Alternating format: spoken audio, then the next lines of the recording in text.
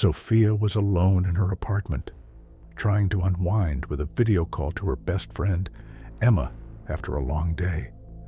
The conversation flowed smoothly until something unexpected happened. Story. Sophia adjusted her laptop on the coffee table and clicked on Emma's name in Skype.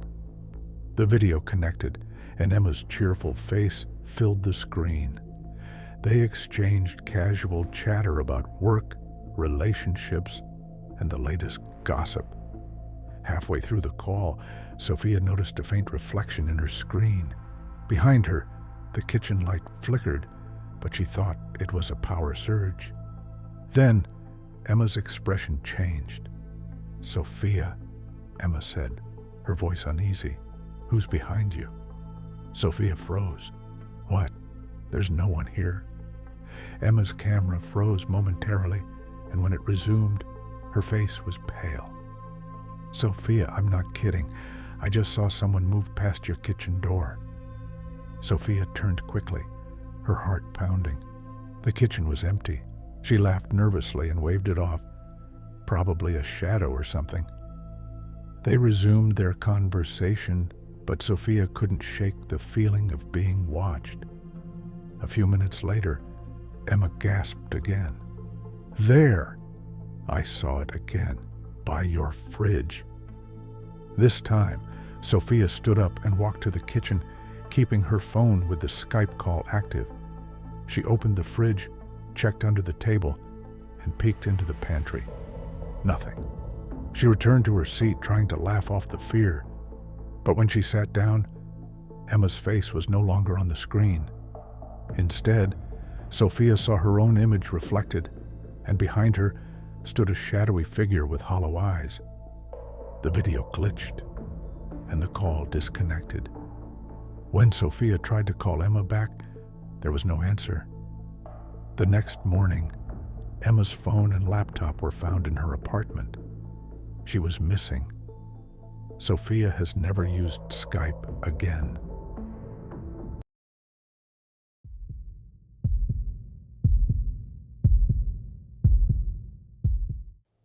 Daniel enjoyed late-night Skype calls with his long-distance girlfriend, Alyssa. One night, their usual chat turned into a nightmare. Story. Daniel smiled at his laptop, watching Alyssa wrap herself in a blanket. "I wish you were here," she said, her voice slightly distorted by the connection. "Me too," Daniel replied, leaning back in his chair. Their nightly Skype calls were the only thing keeping their relationship alive.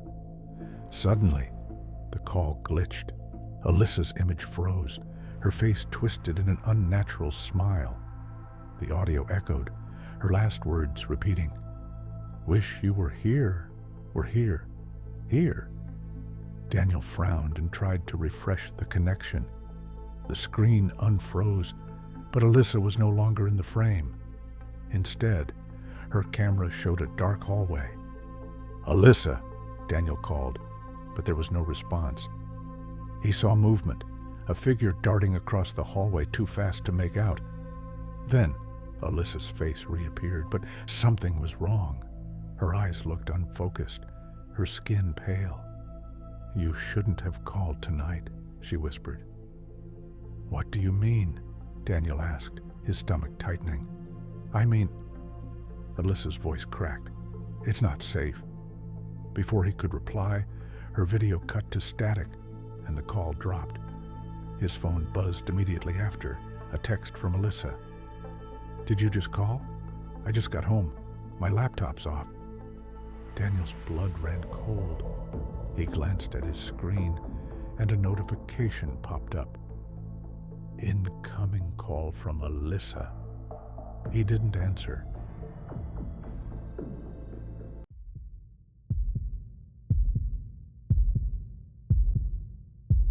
Maria was working late and decided to call her colleague, James, to finalize a project.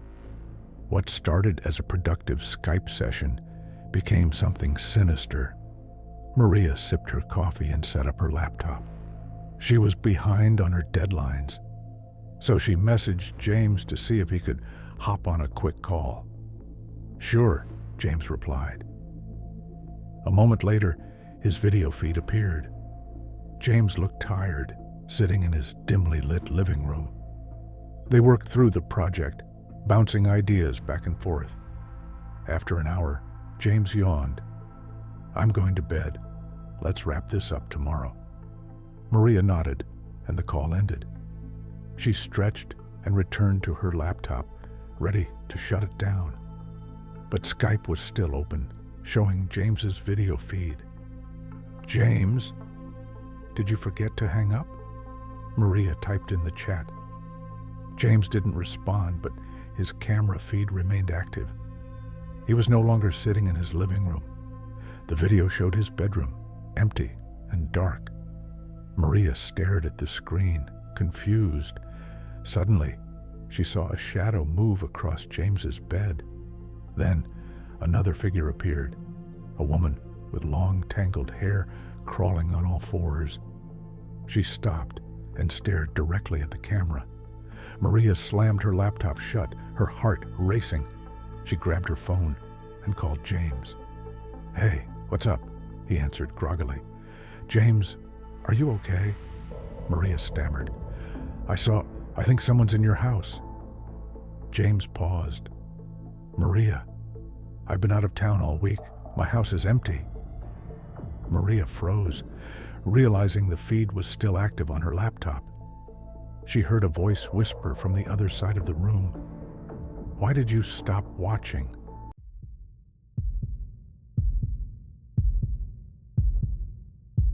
Jenna loved video chatting with her brother Mark, who lived across the country. One night, they planned a late-night call to catch up. Mark's face appeared on Jenna's screen, smiling. "Hey, what's up?" "Not much. You?"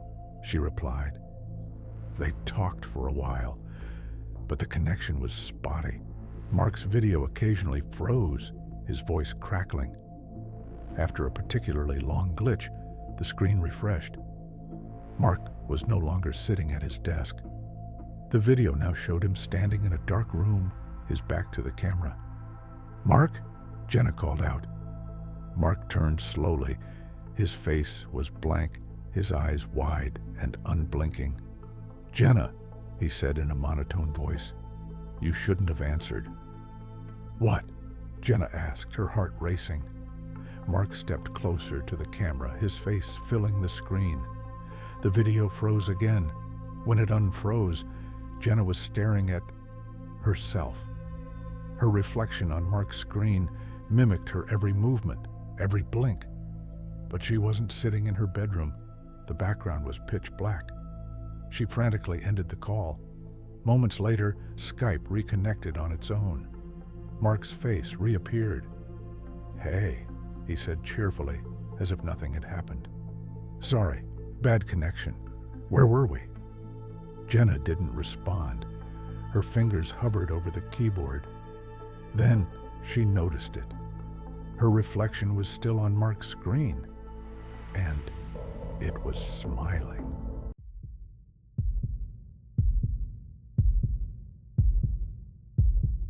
Tom was spending another dull Friday night at home.